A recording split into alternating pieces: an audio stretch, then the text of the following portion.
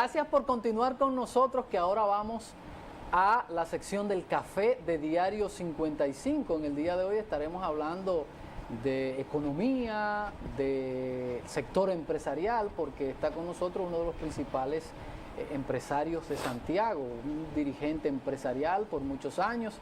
Hay quienes dicen que es el rey detrás del trono de esas asociaciones porque es un gran conocedor, ha dado paso a la juventud, a unos jóvenes, pero dicen que siempre es una persona para consultar. Sandy Filpo. Gracias, buenos días, gracias por la invitación, buenos días para los amigos televidentes. Y aquí estamos prestos para todo lo que entienda que nosotros podemos servir. Por ahí podemos empezar, Sandy. Todo el tiempo viendo uno a Sandy Filpo vinculado al tema empresarial, al tema industrial aquí en Santiago. Santiago, que es la capital industrial del país. ¿Cómo están o qué ha ido pasando? Que vemos que en República Dominicana las exportaciones, las importaciones superan por mucho las importaciones. Las importaciones, las exportaciones. Si le sacamos minería y zona franca, ¿qué está pasando con la industria nacional? Esa es una preocupación que se ha de tener o se tiene durante muchos años. Muchos dicen que es un asunto de modelo, del modelo económico que se está manejando y que el modelo económico requiere de un cambio. Pero básicamente el problema nuestro, sobre todo en nuestra balanza comercial, y por eso nosotros nos hemos convertido en un país donde importamos más que lo que exportamos, es básicamente y se debe a un tema de competitividad. Es muy difícil producir en un país para competir con el mundo, sobre todo en los mercados que nosotros tenemos acceso, que es el mercado norteamericano, que es una plaza importante para no solamente para desarrollar los productos tradicionales de República Dominicana, sino para desarrollar otros productos que realmente no tienen una presencia, pero por un asunto de competitividad, pues no han tenido la capacidad de desarrollo. Y cuando hablamos de competitividad, lo tenemos que comparar con los diferentes países del área que son nuestros competidores, por ejemplo, con el caso de Centroamérica. Tú empiezas por el tema eléctrico. Nosotros tenemos uno de los costos eléctricos más altos de América Latina. Ya eso es la primera barrera que tú tienes para producir con mira a exportar. O sea, cómo tú vas a producir bienes y servicios que te permitan competir con Guatemala, con Costa Rica, con Chile, con El Salvador, inclusive con Honduras, donde el costo del kilovatio hora es mucho menor. Esa es una. Si nos vamos al transporte, también nosotros tenemos el costo del transporte un 30%, entre un 20 y un 30% por encima de nuestros competidores. Entonces, el transporte que incide, sobre todo el transporte terrestre, que incide tanto en los costos de producción, porque tú tienes que transportar materia prima, tú tienes que transportar el producto terminado, entonces también es una de las barreras que se produce en la República Dominicana y que no permiten el que República Dominicana tenga los niveles competitivos como lo tienen otros. Y el costo y el transporte es fácil de solucionar, porque el transporte es básicamente una mafia que los gobiernos se han visto impotentes a enfrentar, o no han querido enfrentar, más bien, porque es un monopolio que se centra dentro del transporte, y esto hace que el costo de transporte aumente. O sea, no hay la libertad. Inclusive aquí hay empresas que tienen sus propios camiones para transportar, que no lo pueden usar, no pueden usar su propia flotilla. Entonces, esto en pleno siglo XXI como estamos, es imposible, es imposible. No hay manera que nosotros podamos tener los niveles de competencia que nos permitan a nosotros equipararnos con los demás países. Y el tema impositivo, Sandy. Ese es otro tema, pero antes de llegar ahí, tenemos que pasar por lo que afecta directamente a la producción. Porque el tema impositivo, excepto con la última medida que tomó el gobierno de cobrar el ITEVIS en aduana, todas las exportaciones no pagan, tú no puedes exportar impuestos. Por ende, se supone que el tema impositivo debe ser un tema transparente, aunque es un tema transversal, es un tema transparente porque básicamente no hay la necesidad en estos momentos de que el país pueda reestructurar su sistema impositivo en tanto cuanto el país tenga la oportunidad de crear un sistema que afecte a las exportaciones, porque las exportaciones no están gravadas con impuestos. Ahora, si la medida tomada por aduana, donde el ITEVIS o el 50% de ITEVIS, la industria lo debe pagar cuando entre la materia prima, eso sí afecta considerablemente la competitividad. Pero hay otros temas más importantes que ese. Ya hablamos del tema energético, hablamos del tema de transporte. El código laboral. El código laboral es una barrera para que tú puedas desarrollarte por el costo. O sea, la gente no se da cuenta que cada peso que tú pagas en nómina se convierte en 1,64. Sí. Porque tú tienes el costo del pasivo laboral, tú tienes todo lo que es la reserva social por cesantía, tú tienes la seguridad social, entonces cada peso que tú pagas no está pagando un peso, está pagando 1,64 y eso convierte a la República Dominicana en el país con más alto costo laboral de Latinoamérica. Y sobre todo de Centroamérica. Entonces es muy difícil tú poder competir con esos costos. Cuando en los países, por ejemplo, como Chile, la tendencia es a bajar el costo laboral. Ahora mismo en Chile hace ya unos años se produjo una reforma laboral donde se pusieron de acuerdo los tres sectores, entendieron que para que Chile pudiera salir adelante debía de cambiar su modelo hacia las exportaciones. Y en ese sentido se pusieron de acuerdo y los costos laborales han bajado. Y se cambió lo que es el derecho a cesantía por un seguro de desempleo. Seguro de desempleo. Entonces, todos esos factores son los que inciden prácticamente para que República Dominicana no pueda competir. No pueda competir con los demás países. Ahora, la pregunta es, ¿tenemos potencial para poder competir? ¿Tenemos capacidad de producción? ¿Tenemos preparación? ¿Tenemos el know-how? Claro que sí. República Dominicana primero, el dominicano aprende rápido y eso se ha demostrado inclusive con las zonas francas. Segundo, el dominicano tiene inventiva y tercero, el dominicano tiene la voluntad. Ahora, el problema es que cuando tú vas a una feria a llevar tu producto, a exponer tu producto, tú encuentras 10 productos de lo mismo mucho más barato que el tuyo, con un costo operacional mucho más barato.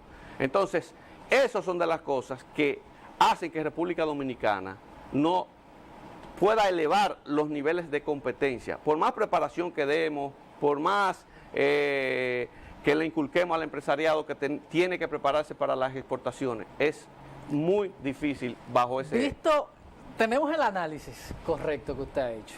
Cuando entonces nos dicen que tenemos el mercado chino y que le vamos a vender todo a los chinos, no son unas expectativas como en el aire, visto eso, porque si no tenemos la capacidad de competir con los chiquitos de nuestra región, el hablar de que China es la panacea y todas esas cosas, ¿qué pasará entonces? Mira, el mercado de chino habría que analizar, es un mercado en crecimiento y ha cambiado todo lo que es su modelo al consumo, con una alta aprobación que tiene China, un modelo hacia el consumo, pues obviamente crea desabastecimiento de la producción local y van a tener necesariamente que exportar. Ahora, ¿a qué precio? Esa es la gran interrogante. El desabastecimiento o el consumo acelerado de China, el producto del cambio de modelo, va a permitir que China compre los productos al precio que nosotros estamos produciendo, porque ellos realmente producen mucho más barato. Ahora hay que ver si eso va a dar como consecuencia que ellos puedan ir a demandar bienes y servicios a un precio un poco más elevado. Entonces ahí es donde está, vamos a ver, como la incertidumbre, si la China dará resultado o no dará resultado. Pero además hay otra cosa, China es un país de consumo muy grande, estamos nosotros en la capacidad de producir tantas unidades como se requiere para eso es lo que habría que ver. Mientras tanto es algo incierto, hay que esperar que las cosas se desarrollen y hay que ver si realmente tenemos una brecha o algún tipo de capacidad.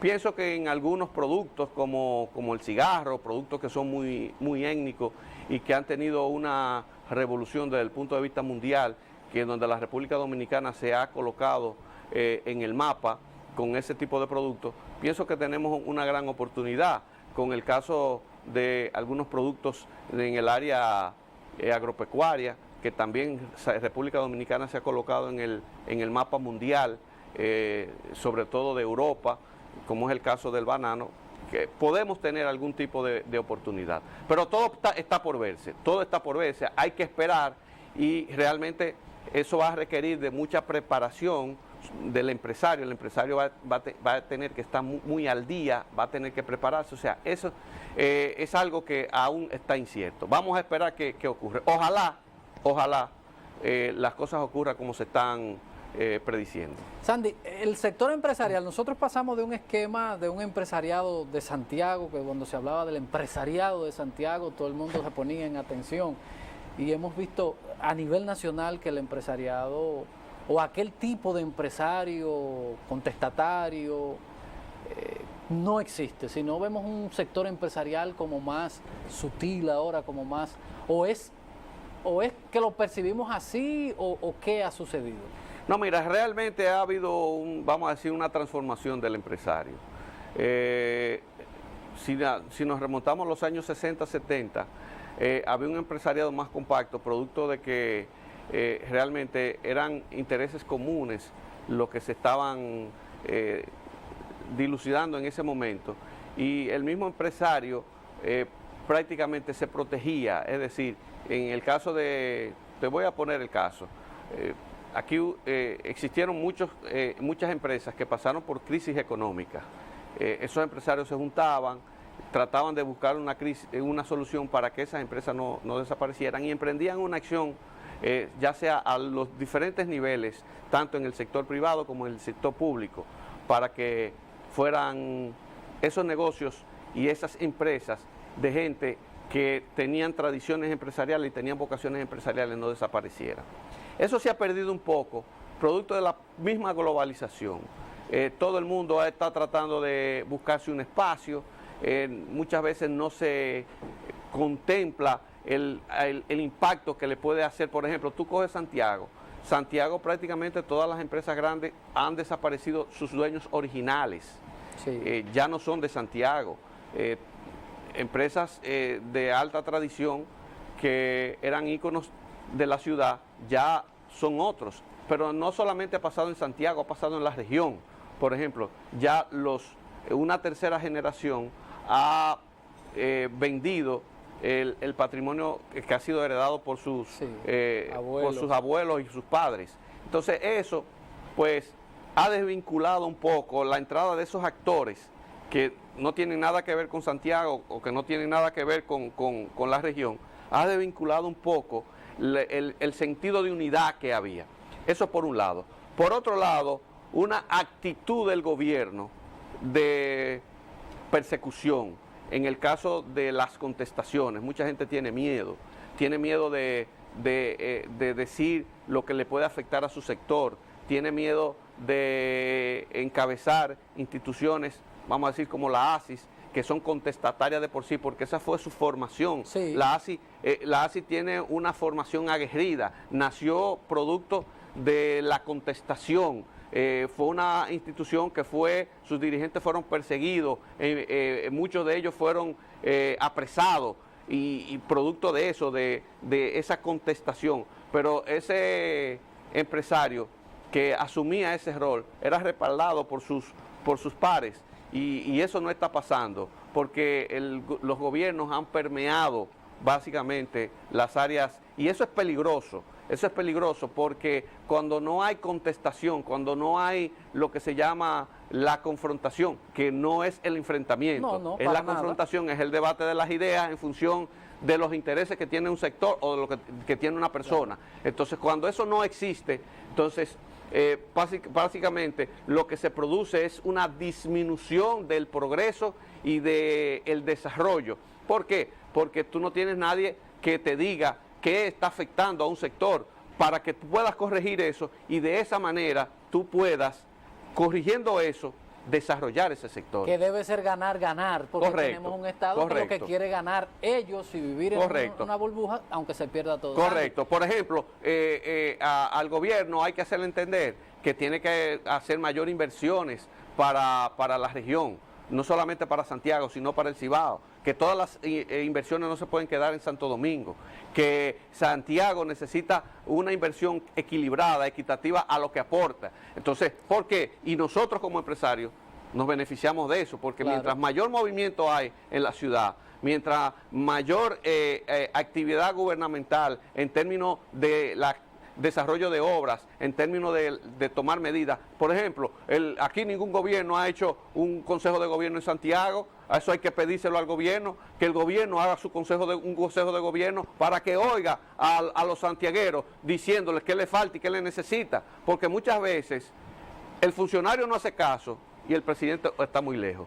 Quizá eso mismo que el presidente está haciendo con la visita sorpresa, debe hacerlo con todas las provincias a nivel de las fuerzas que tienen que ver con el desarrollo, no solamente las fuerzas empresariales, sino todas las fuerzas sociales, para que le digan qué colectivo de obras y qué colectivo de medidas debe tomar para esa ciudad en específico, como lo ha hecho Guatemala, que creó en toda la frontera una especie de zona franca en la frontera con México, de zona franca, y creó un código laboral, prácticamente creó un código laboral para esas empresas y creó condiciones para esas empresas, y ahí se han instalado farmacéuticas, se han instalado una serie de empresas que están en la frontera con México y se crearon una serie de incentivos. Entonces al gobierno hay que decirle eso. ¿Y qué puso el gobierno? Fue un facilitador, puso el terreno, el que quería construir, construía, o sea, fue ahora, el compromiso tuyo es crearme tantos empleos. Sí. Tú me tienes que crear tantos, yo te doy esto, pero tú me creas tantos empleos. Y si tú no me creas tantos empleos, entonces tú me pagas la inversión que se ha hecho. Y ese empleo debe, porque también hay que tener un compromiso que sea bidireccional, o sea, que sea de las dos partes. Sandy, vamos a brindarle una taza de Café Santo Domingo, el mejor café que se produce en República Dominicana. Café Santo Domingo, sabor que empieza en el aroma. Muchas gracias. Yo creo en eso. Yo creo en eso, y por eso siempre estamos defendiendo la ley de desarrollo fronterizo que se estableció aquí, que es eso mismo. Ninguna frontera se desarrolla sin ningún foco de pobreza. Si no se desarrolla, el principal muro que tú tienes que crear es el desarrollo. Porque vas a invertir en educación, ¿para qué? Si no hay empleo. Lo que vas a tener es lo que tenemos nosotros, un apiñamiento de la gente viviendo en Mira, Santiago, a mí me da pena muchas veces, eso que tú hablas del empleo, cómo la República Dominicana ha perdido la capacidad de empleo. La gente, cómo las pocas oportunidades que se le da a los jóvenes. En otros países de Centroamérica se ha creado la ley de primer empleo. Sandy, tenemos que ir a la publicidad. Tú conoces de televisión, Sí. porque eres productor de televisión. Vamos a la publicidad para que tratemos eso, porque es un tema crítico. Mientras la media de nuestra región es un 15-20% de desempleo en jóvenes, en República Dominicana es de un 40%. Para que entonces revisemos ese tema después de la pausa.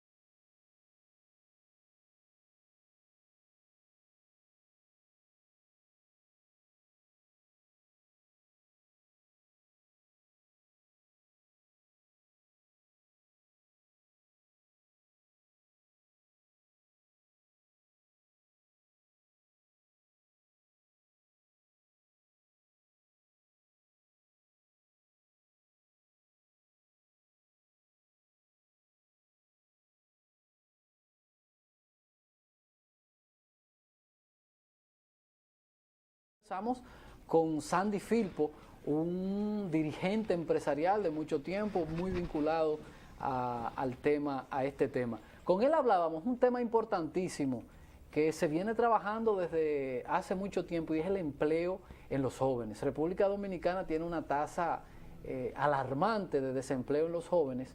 De hecho, hay una clasificación que se ha hecho en el mundo de los SINSIN, que son los jóvenes que trabajan, estudian, pero que no tienen competencia para insertarse en el mercado laboral, y están los NINI, que ni estudian ni trabajan, fruto de estos esquemas que tenemos en América Latina. República Dominicana, el 40 y tanto % Sandy, de los jóvenes no tienen sí, empleo. y con la preocupación es que eso puede ser con miras a aumentar. Y tú dirás, ¿por qué? Es muy atrevido decir eso. Sí, yo te voy a explicar por qué. Y le voy a explicar a los amigos televidentes también. El esquema que está actualmente, en la que el empresario se tiene que ver cuando contrata a una persona, es como dijimos, que de cada 100 pesos tiene que pagar 64, que son costos ocultos que no lo ve el empleado, pero que lo tiene que erogar la empresa. Sí. En ese sentido, tú estás llamado a contratar personas con mayor calificación. ¿Para qué?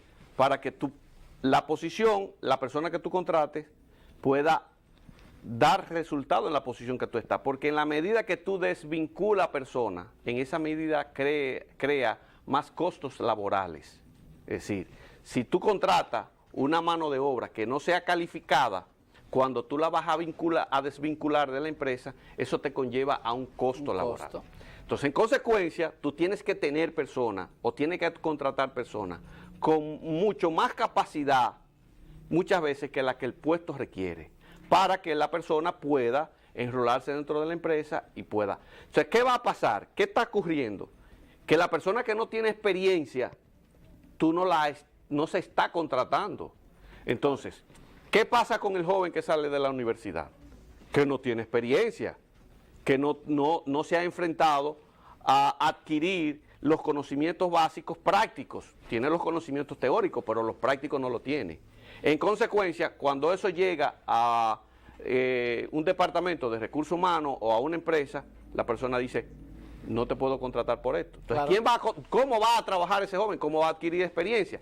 O sea, por eso es que se hace necesario la creación de la ley del primer empleo, donde el gobierno le diga a la empresa, mira, durante un periodo de X tiempo, si tú me empleas a personas, a jóvenes entre esta edad y esta edad, que no tengan experiencia y que sea su primer empleo, el gobierno va a hacer una excepción en el pasivo laboral, tú vas a poder tener ciertas condiciones, como se ha hecho en otros países. Hay en otros países, Sandy, que hasta te lo descuentan. Mira, por cada joven que tú me contrates, te voy a rebajar un 2% del pago del impuesto sobre la renta. Y tú dices, eso es imposible. Sí, no, pero si decimos eso, muchas veces el gobierno cree que uno lo que está tratando de engañarlo. De engañarlo. Y esa no es la idea, porque nosotros, mientras más personas preparadas hay, y mientras haya un sistema que permita al joven prepararse e insertarse en el mundo laboral, quien nos conviene es a nosotros. No, y a la misma ya de sociedad, hecho nosotros estamos, la empresa está ganando porque tiene más facilidad. Tú sabes el trabajo muchas veces que da conseguir una persona con experiencia. Mucho trabajo. Pero tampoco la empresa puede dedicarse a formarlo y después que lo forma, entonces se va o se desvincula o consigue otro trabajo. ¿Qué es lo que pasa? O sea, los estudios que se han hecho es que la persona que llega a su primer empleo regularmente lo hace para adquirir experiencia, y en un tiempo corto, relativamente corto, básicamente esa persona se desvincula porque ya tiene experiencia, consigue trabajo en otro sitio con mejores condiciones que la que tiene. O por demás, estudió una cosa que él pensaba que era una cosa y cuando está en el terreno se da cuenta que a él no le gusta eso. Y está pasando entonces, esa situación de ese 45% está creando el que muchos cerebros estén prácticamente la fuga de cerebros, sí, y se están yendo a otros países a buscar oportunidades, se están yendo básicamente Estados Unidos, muchos se van a Europa a estudiar y allá se quedan. Formado hasta por el mismo Estado. Correcto. Entonces, esa es la situación que se está dando ahora mismo con relación al empleo. En República Dominicana es muy difícil crear empleo. Ya yo creo que tenemos que olvidarnos de esa empresa de manufactura, de mano de obra intensiva, porque mucha gente, cuando viene a República Dominicana, mano de obra intensiva, con la ley laboral que hay, eso, entonces, hay esa reserva. Yo felicito a los dueños de parques industriales que se han tirado a ferias, a congresos, en busca de convencer prácticamente a dueños de empresas para que se instalen aquí sobre el sistema que hay aquí. Muchas veces mucha gente no quiere por el problema, y a eso tú le sumas lo que es la seguridad jurídica, que todavía nosotros está en una nebulosa. Todo esos factores son a los que nos enfrentamos día a día. El empresario no tiene un día que no llegue y se siente en su escritorio y no tenga que resolver una situación, ya sea a nivel de Estado, o ya sea a nivel de mercado, o a nivel interno. O sea, ese es el día a día, eso es lo que prácticamente hacemos. Y es por eso que realmente la tendencia en Centroamérica es a que los gobiernos se creen alianzas públicas privadas para que los gobiernos puedan servir de vehículo de desarrollo para que se desarrolle la industria, se desarrolle el comercio, y eso haga que el consumo pueda aumentar, se desarrolle el empleo, haga que el consumo aumente, y al aumentar el consumo también el comercio se dinamiza, y un país con un alto nivel de consumo es un país que está generando dinero siempre. Sandy, el tema, ya hablamos de empleo, de salarios, que es fruto también de todas esas cosas que hemos visto. República Dominicana o el mismo gobierno te dice, mira, una gente para vivir, una gente pobre, necesita 29,000 pesos. Pero es ese mismo Estado que le paga 5,117 pesos a los empleados activos y a un pensionado. Es incongruente, ¿no? ¿Verdad? Entonces, ¿qué vamos a hacer o qué se puede vislumbrar? Porque tú dices, bueno, si esta persona, como sucede en Costa Rica, que se dice que la canasta familiar cuesta $300 y una gente gana 700, tú dices, bueno, este tipo tiene capacidad para comprar, para ahorrar, para hacer de todo. En República Dominicana, la canasta vale 700, pero la gente no gana $100. Sí, mira, te voy a decir que el año que viene, en junio del año que viene, corresponde el aumento salarial del sector privado. Del sector privado, donde gobierno, empresarios y sindicatos se sientan en la mesa de la negociación y acuerdan el aumento que va a corresponder para los siguientes 2 años. Eso es gracias a la paz, y hay que decir también, el gobierno ha aportado en esto, y la dirigencia sindical. Esto gracias a la paz laboral que vivimos hoy en día, en la cual podríamos decir que ha habido niveles de entendimiento que ha producido el que todos nos pongamos de acuerdo, por lo menos cada 2 años.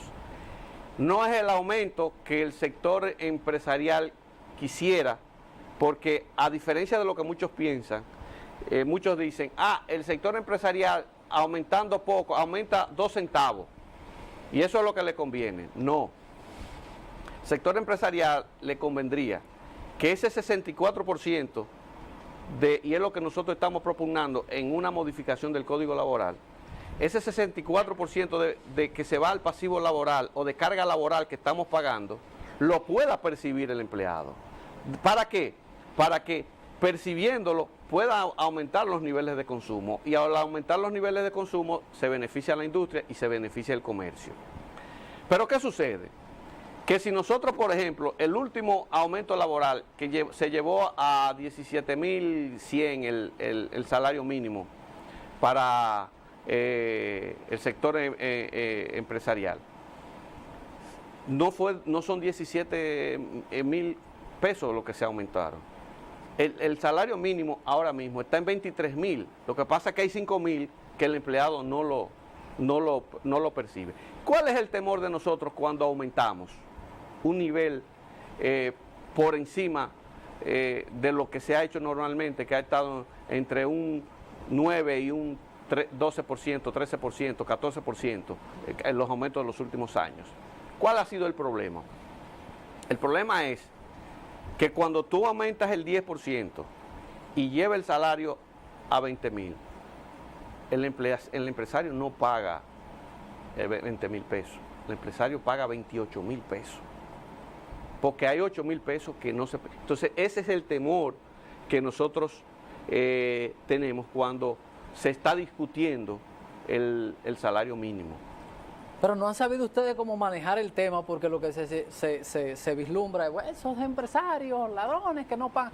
Pero ¿cómo podremos, Sandri, nosotros, porque es un tema hasta de desarrollo social, de decir, cómo yo hago, y dicen los organismos internacionales que este es el país con menos movilidad social, porque imagínate, una gente que necesita $500 para vivir y recibe 100, ¿cómo va a tener movilidad social? ¿Habría una forma de cómo nosotros pudiéramos balancear esto? Porque es una cosa que sucede en muy pocos países del mundo. Cuando los gobiernos quieren, si hubiera un interés real del gobierno de decir que quisiera crear una base sólida de empleo, o sea, y mejorar y hacer empleo de calidad, el Estado lo logra haciendo desmonte de algunas cosas y algunas...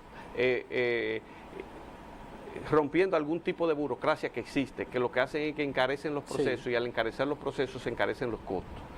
Lo que pasa es que debe sentarse el gobierno con el sector privado y con el sector sindical a decir, nuestra meta es crear empleo con calidad y acercar el salario mínimo lo más posible a la canasta familiar, al costo de la canasta familiar.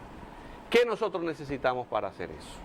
¿Qué tiene el gobierno que dar para que se pueda conseguir eso? ¿Y qué ustedes como empresarios tienen que dar? Y ustedes como sindicalistas, para que podamos crear esta centrífuga que pueda dar con un mayor nivel de movimiento de clase social, o sea, que el que es pobre pueda pasar a clase media y así sucesivamente. Vamos a la publicidad para entonces en la parte final veamos endeudamiento. Ya vamos al 52% y yo entiendo que vamos mal. A ver qué piensa el empresariado de esto, que solamente vemos esto como un tema político y vemos que los empresarios no le han dado la importancia cuando son los que generan la riqueza y quienes tienen más que perder, porque lo que no tenemos nada, lo que nos toca coger un vuelo cuando se complique y ya por ahí nos vamos. Vamos a la publicidad y ya no.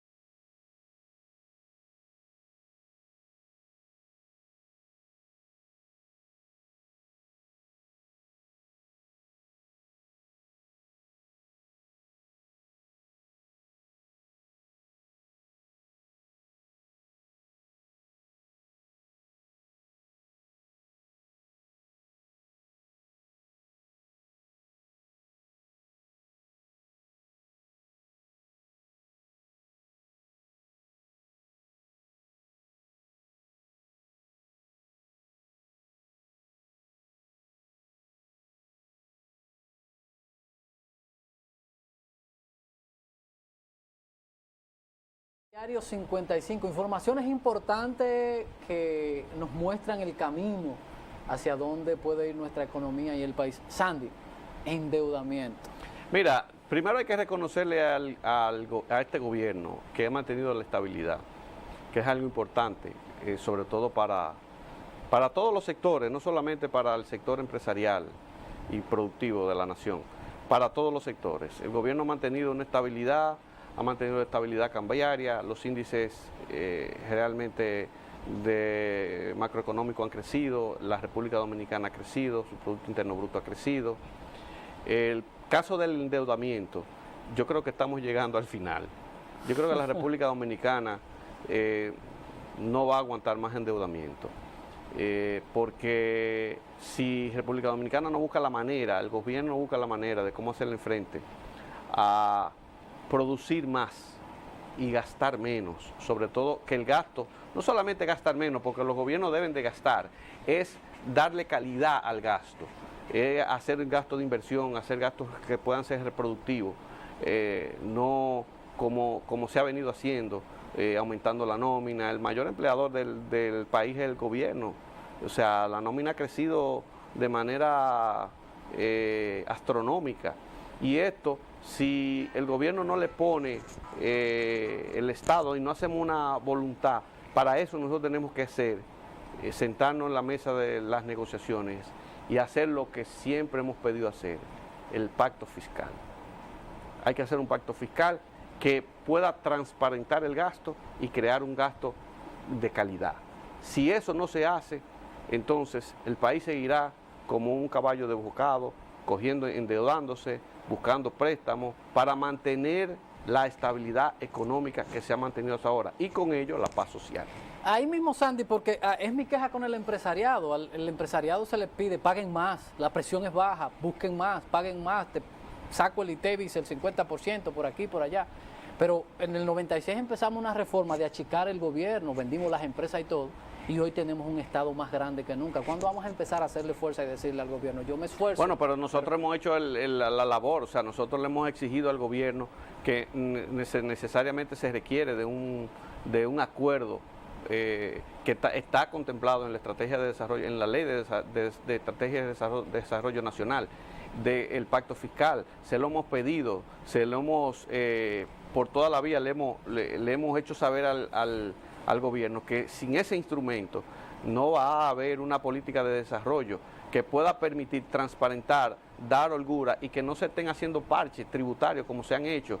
Aquí se han hecho 12, 13 parches tributarios en los últimos años que no han tenido ningún resultado porque cada día es buscar más para gastar más. Entonces, el gobierno, ¿a qué le tiene miedo? Precisamente a autodisciplinarse, a ponerle un freno a la nómina pública, a crear un gasto de calidad, a no gastar de manera discriminada los recursos del Estado. Entonces, a eso le tienen miedo los políticos, porque no solamente el gobierno, son los políticos. Sí. Entonces, nosotros le hemos planteado al Estado y al gobierno que se necesita de ese instrumento para que podamos planificar, proyectar una República Dominicana en 10 y 20 años y sin esta prácticamente incertidumbre que vive el país todos los años de tener que coger préstamos para mantener la estabilidad. Sí, porque la estabilidad es eso. El gran nivel de endeudamiento es para mantener la estabilidad y que el país y con ello la paz social. Entonces, yo siempre digo que al presidente que le tocó gobernar aquí sin su Congreso y no puede a través de los préstamos mantener eso, ahí llegó el final correcto. Aquí hemos mantenido una economía, básicamente una estabilidad sobre la base de... Que entonces sería una estabilidad entre comillas, porque cuando es entre comillas. Pero si el gobierno no se sienta y crea con una propia iniciativa para discutir la política fiscal de los próximos años, eso no va a... Sandy, a elecciones de la ASIS tenemos próximamente... Sí, aprovechamos para invitar a todos los socios de la ASIS para que el próximo 5 de diciembre hay elecciones, hay cambio de directiva y un equipo... La ASIS tiene un equipo de... La ASIS es una institución totalmente democrática, sumamente democrática, quizás la más democrática del país, porque independientemente de de si va una sola plancha o van dos, obligatoriamente por estatuto hay que sacar la mitad más uno de los socios que tiene derecho al voto. Es decir, si hay aunque 1000, sea una sola plancha. aunque sea una sola, si hay 1000 tienen que votar 501 para que las elecciones sean válidas. En ese sentido, nosotros aprovechamos para invitar a todos los socios de la ASI para que el próximo 5 pues vayan a ejercer el derecho al voto, que es un derecho estatutario que le da, que pone en manos nuestra, ya solamente hay una sola plancha que está inscrita, que la encabezamos nosotros, y pues el día 5 esperamos a todos los asociados. Sandy, muchísimas gracias por sacar la este momentito para conversar con tantos temas importantes en el aspecto económico, en el aspecto empresarial. Ojo al Cristo, que es de cera. Gracias a ustedes por la sintonía. Mañana a las 7 nuevamente estaremos en otra edición de Diario 55 y posteriormente el café de Diario 55. Feliz resto del día.